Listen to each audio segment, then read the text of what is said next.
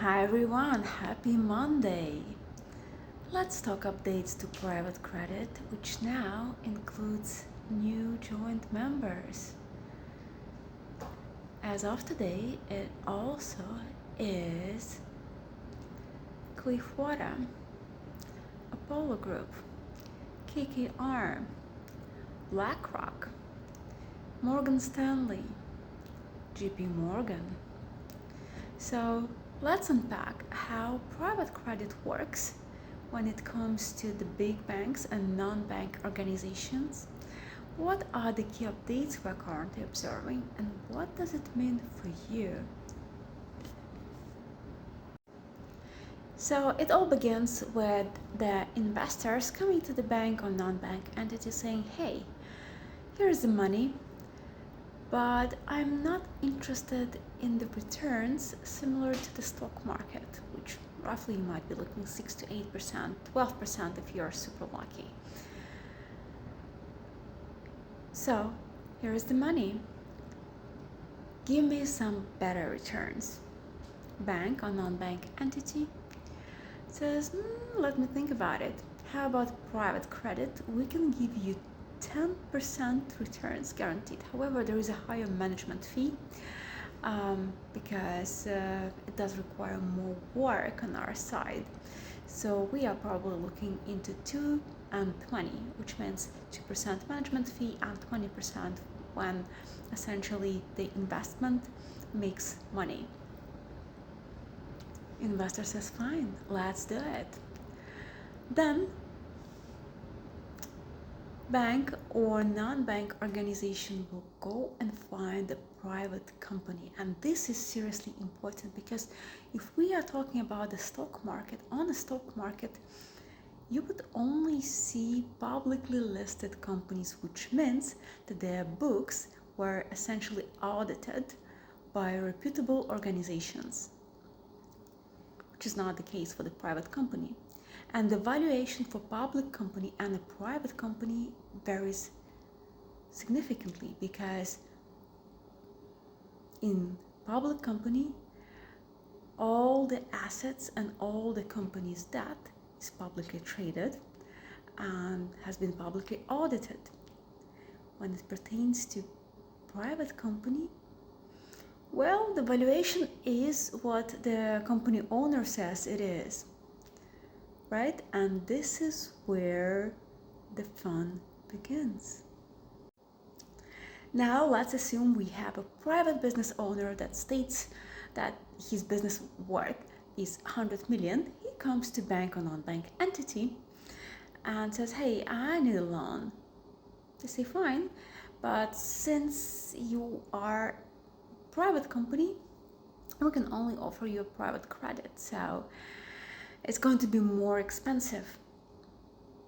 By how much? Possibly by 7, 8, in some cases 10%, in some cases 15%, which now means that that private company with a valuation that has never been audited or has never been audited at the same level as the public companies are being to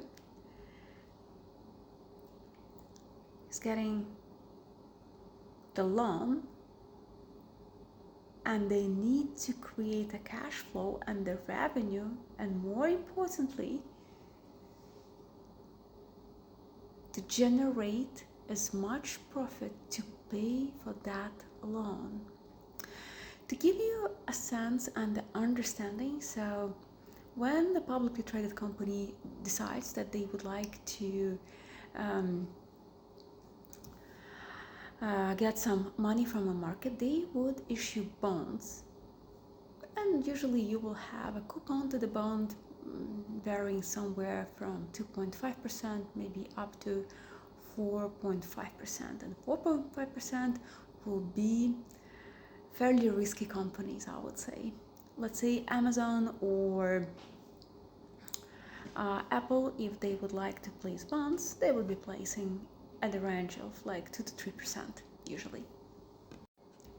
And this taking into consideration that Amazon or Apple or whichever company they have a global dominance, right? So it's very few other companies who has this level of possibilities to excel in business as they do, right?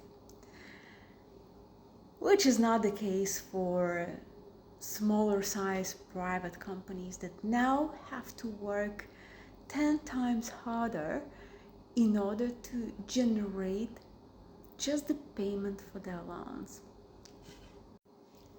And for the period of time they do, which creates a cash flow, so bank or non-bank entity can distribute a little bit of that cash flow as commission payments to themselves and their investors. But the truth is, if the situation has been in place for a couple of years, and a quick remark, it has started massively in 2020, and we will talk at some point on the reasons to why we have such timeline as well. So inevitably at some point that private credit crumbles.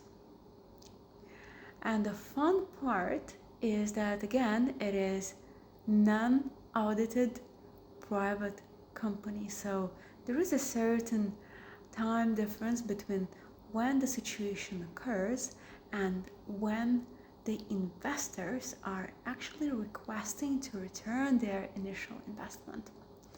Okay, and another very interesting part of this game is so-called bank run or redemptions, which essentially is what is happening when investor comes to the bank or non-bank entity and is asking, hey, please return all my investments and close the account. Which also banks or non-bank entities cannot do because the underlying asset, private company business operation, is not trading 100 cents on a dollar anymore. And in some cases, as it has been reported already by the funds I have mentioned, it can be even 20 cents on the dollar. So there is just not enough money to return the initial investments to the investors. Respectively, the way out for the banks or non-bank entities out of this is to either sell some other assets that they own in order to cover and compensate for the investors' interest, or find new investors that would cover the required payouts to the previous investors, which creates a classic Ponzi scheme. So the moral of the story, stay liquid, and if anyone asks you to join private credit promising you amazing returns, just ask yourself, why are you being so lucky today, and why out of all the investors in the world this amazing opportunity is being offered to you? Think about it. And just a quick disclaimer where it pertains to JP Morgan, Morgan Stanley, and BlackRock. Those guys will be fine because they are so big that they will be bailed out. Let's just hope not bailed in. Cheers, bye.